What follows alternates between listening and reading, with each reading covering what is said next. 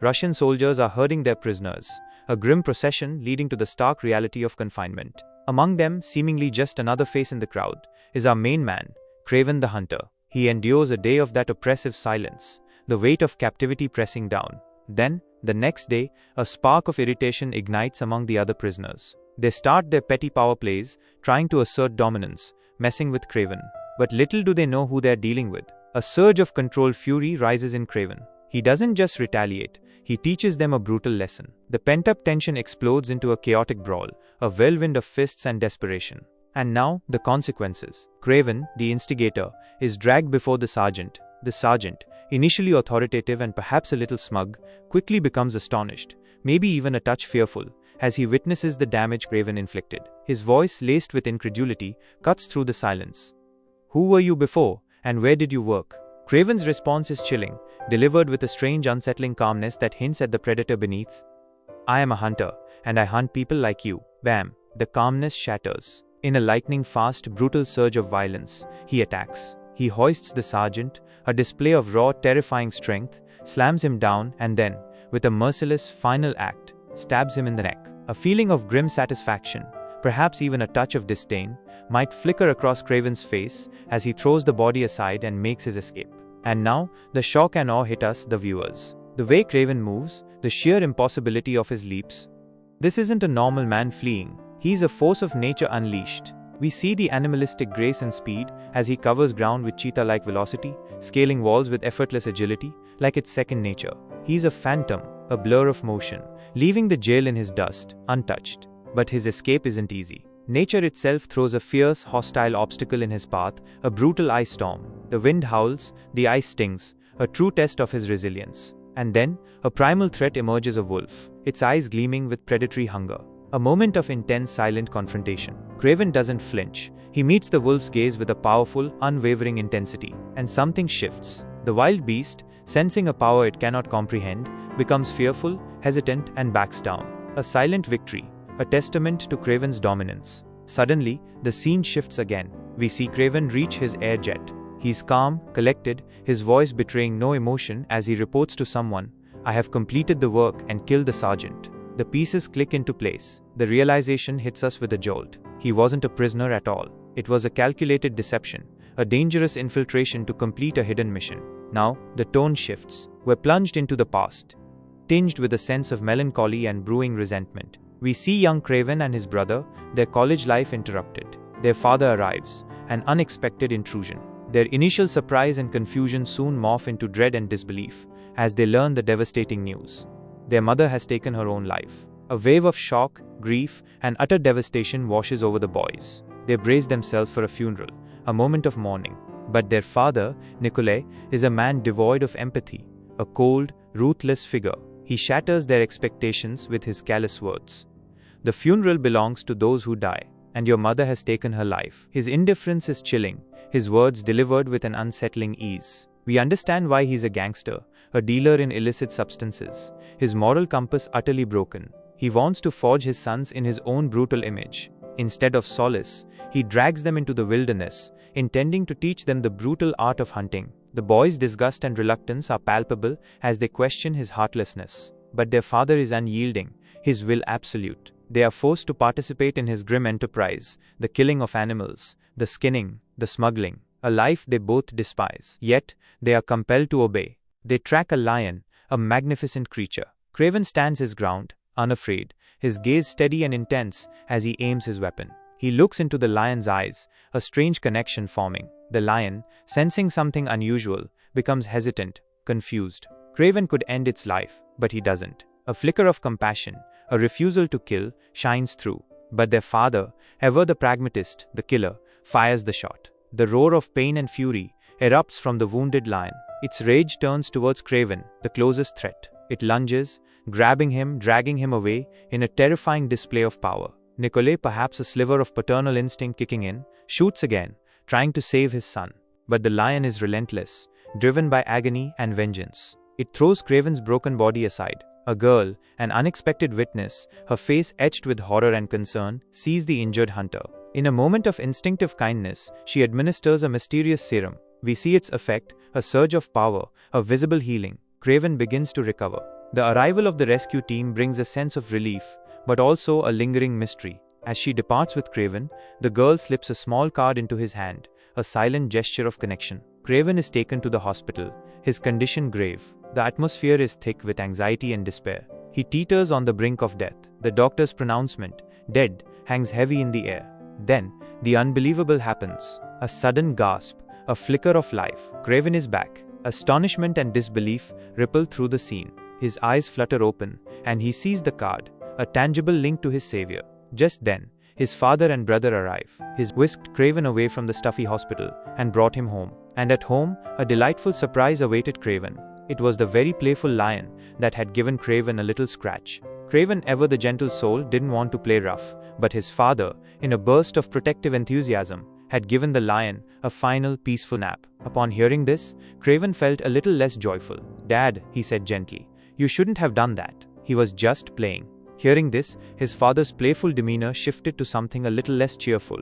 He gently but firmly guided Kraven away. Kraven went to his room, and with a thoughtful hum, began to pack. He carefully tucked away the little card the girl had given him, and under the cloak of night, he quietly slipped away. His brother, watching with a little frown, tried to stop him. "Brother," he whispered, "you can't leave me." But Kraven smiled reassuringly. "Look," he said softly, "I'm not going far. I'm going where Mom used to take us for our special adventures." With that, he was gone. His special place was a wondrous forest. As soon as he entered its magical embrace, Kraven encountered a bit of a kerfuffle. A whole herd of boisterous bulls came thundering towards him. To avoid a playful tumble, Kraven ducked his head and stood still. But closing your eyes doesn't always make the fun go away. Surprisingly, with his eyes squeezed shut, the thundering subsided. No bull bumped him. When he peeked open his eyes, a friendly bull was standing right in front of him, as if offering a playful escort. He was utterly surprised and gazed into the bull's gentle eyes. Then, with a soft snort, the bull ambled away. Kraven continued on his way and reached the special camp, their childhood haven. This place was as beautiful and enchanting as he remembered. And here, he began a new joyful chapter.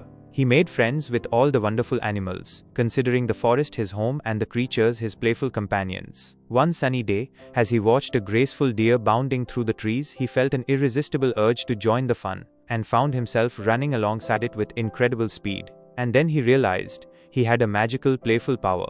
Because of this delightful gift, he could run as fast as a deer, possess the playful strength of a lion, and swing and climb trees with the joyful agility of monkeys. He spent his days in gleeful exploration. One day, his playful frolic was interrupted by the sight of two grumpy hunters who were rudely bothering the buffaloes. They had even no deer removed their heads. Kraven, his playful mood vanishing, approached the hunters with a firm but gentle voice. "You shouldn't do that," he said. The hunters, confused by his earnestness, pointed a loud toy at him. Seeing this, Kraven's playful spirit took a back seat to a more serious one. He playfully disarmed the hunters and then, well, they had a bit of a rough and tumble, and the hunters ended up taking a very long nap. After that day, Kraven made a promise to himself. No more grumpy hunters would spoil the forest's fun. The scene then playfully skipped to the present, where Kraven arrived in the forest via his very own whirlybird. Even now, he saw some rather grumpy Russian mafia types bothering the buffaloes and trying to take them away. Kraven, his playful protectiveness kicking in, tried to stop them. Their grumpy leader told Kraven to get out of their way, or they'd play a game of car bumper. Kraven, however, wasn't in the mood for games. So, they played their car game. But Kraven, with a playful leap, landed right inside their vehicle and engaged in a bit of a playful wrestling match. Kraven successfully rescued the truck full of buffaloes. But the grumpy leader's car sped away. Before they left though, Kraven made sure to note their license plate number, a clue for a future playful investigation. The scene then playfully transitioned to the same grumpy leader in his office, reporting to his boss. He had come to give his daily grumble report. But as the chair swiveled around, the grumpy leader was in for a surprise. It was Kraven, not his boss. He was also quite perplexed as to how Kraven had arrived before him. Not only had Kraven arrived early, but he had also well helped the boss take a permanent nap. Kraven now playfully asked Andre, how should we play our next game? He then pretended to consult a little book. "Let me see my diary. Are you on my list of playmates?" He flipped through the pages. Indeed, the grumpy man standing before him was in his book. Actually, in the diary, Kraven playfully kept a list of all the not-so-fun people he wanted to well have a serious chat with. As soon as he playfully crossed the grumpy man's name off the list, he produced a loud toy, and well, the grumpy man took a very long nap too. After that, Kraven left the room with a determined spring in his step. And outside, two other grumpy fellows were found taking a permanent nap, hanging from the door. The scene then playfully skipped forward many years, and we saw the same kind girl who had playfully saved Kraven's life by giving him a magical drink. This girl had grown into a wonderful lawyer, a true champion of justice. Every day, she faced playful challenges and had a few not-so-playful adversaries. But then, a playful hero Kraven made his grand entrance. It was at her friend's solemn gathering. Upon arriving, Kraven cheerfully announced, "I've taken care of the person who hurt your friend." He explained how he had dealt with the grumpy sergeant who had caused her friend so much pain.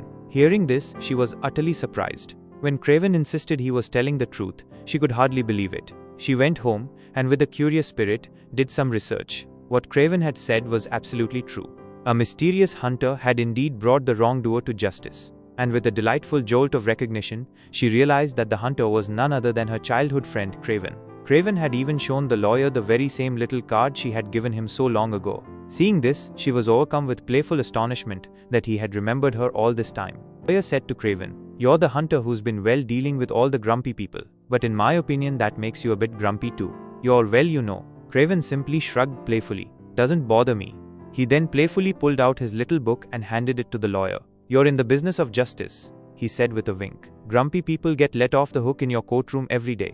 I just want you to playfully jot down the names of those particularly grumpy ones in this book, so I can help make the world a little more fun." With a mix of playful reluctance and curiosity, the lawyer took the book. The scene then playfully shifted to a fellow named Rhino, who was also involved in some rather grumpy activities. Now the surprising news was that his biggest grumpy rival had been well taken care of by someone else. He was quite surprised to hear this. Who could have been brave enough to well deal with that person? He wasn't particularly sad about his rival's demise, but now he told his grumpy associate, "We should team up with whoever did that. Otherwise they might make our grumpy business even grumpier." Along with that, Rhino also wanted to playfully take over his rival's grumpy operations. When he went to meet his rival's grumpy crew, one of them, in a fit of grumpiness, shot Rhino, but surprisingly nothing happened. He didn't even get a boo-boo. Looking at his sturdy form, it was clear that he had become as tough as a playful stone. And he had achieved this playful transformation by injecting himself with some rather unusual fizzy drink. When the grumpy folks were scratching their heads in playful confusion at Rhino's resilience, Rhino's hidden playful snipers popped out and gave them all very long naps. Now only one grumpy fellow, Morris, remained, and he, feeling rather less grumpy and more scared, decided to playfully join forces with Rhino. It was evening, and Kraven's father, Nicholas, also invited Morris over for a playful business chat. Now, as we know, Morris had already playfully teamed up with Rhino.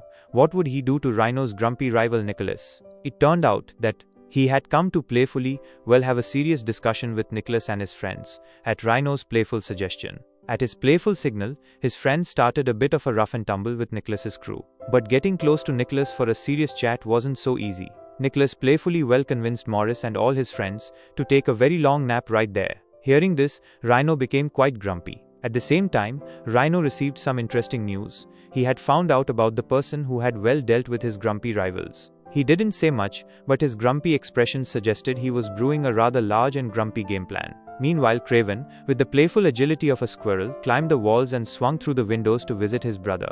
Because today was his brother's birthday, a day they always celebrated with playful cheer at their dad's lively establishment. As they were having a grand time, their dad also joined the playful festivities. "Son," he said with a warm smile, "we're family. Why did you wander so far away? You should come and live with us again."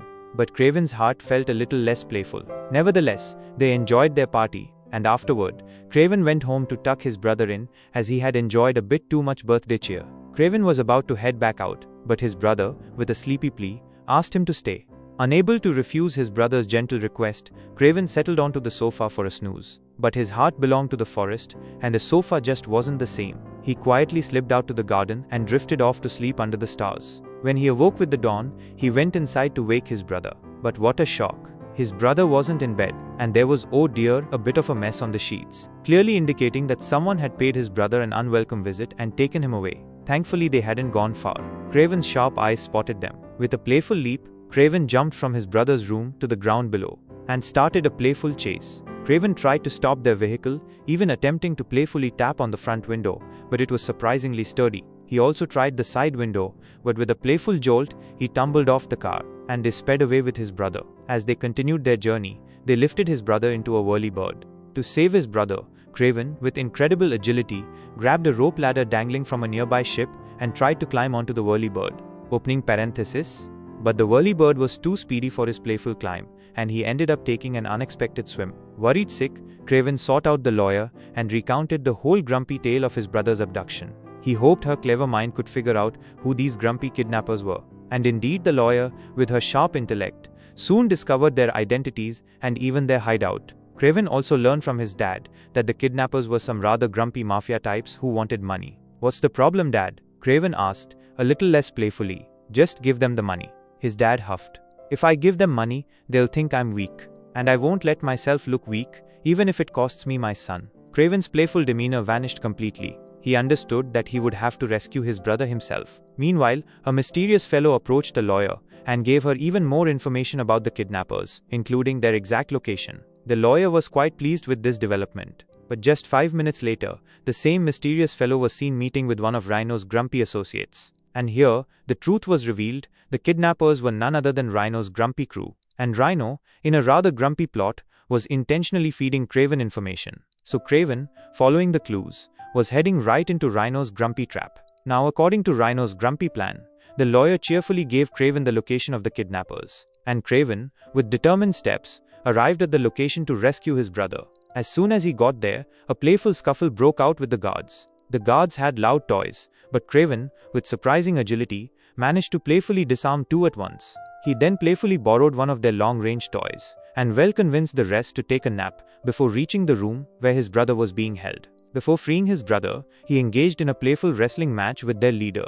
And during the tussle, near a window, he realized with a jolt that this was all a grumpy setup. The window broke, and they tumbled down.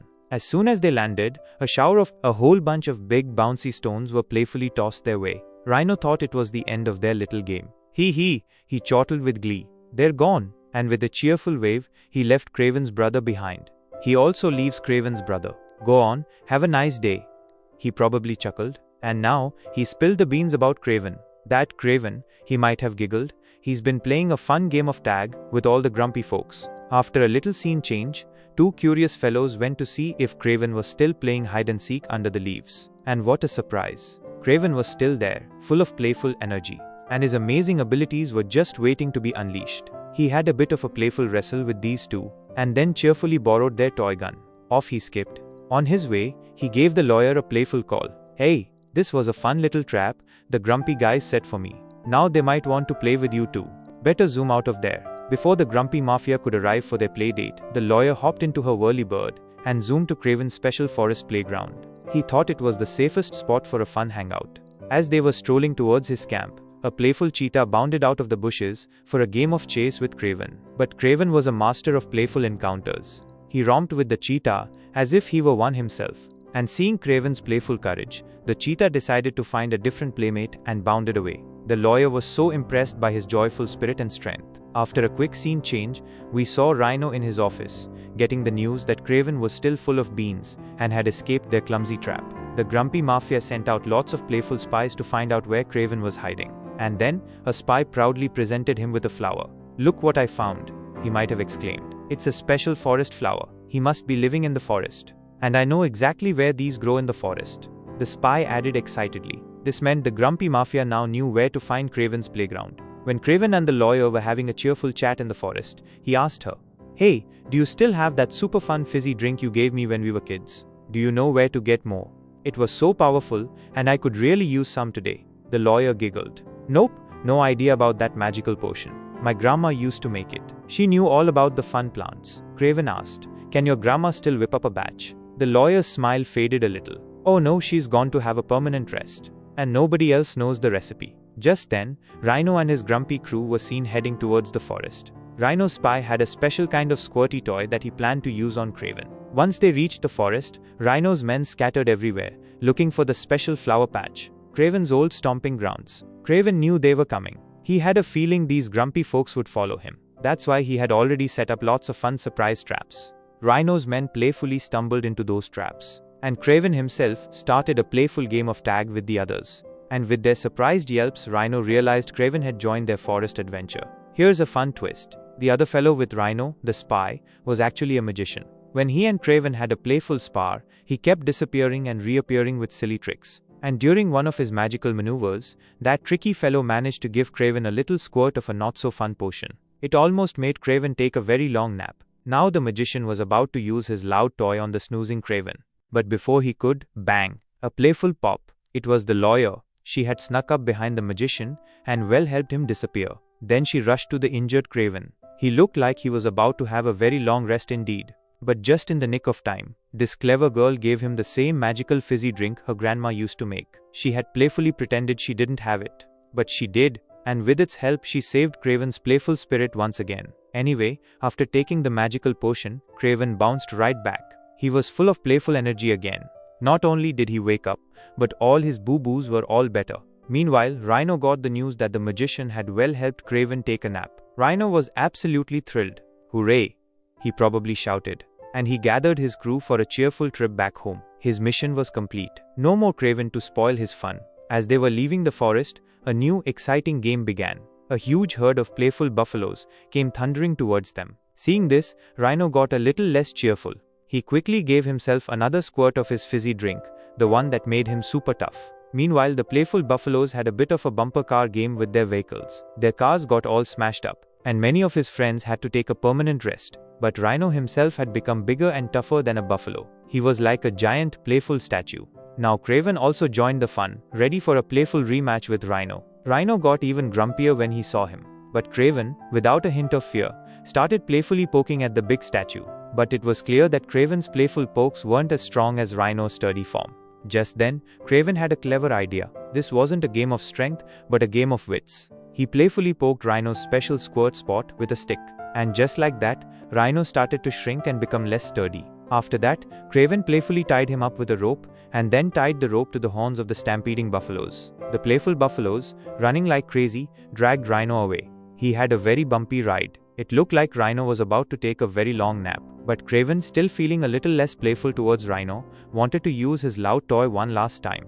But just then, Kraven's brother playfully stopped him.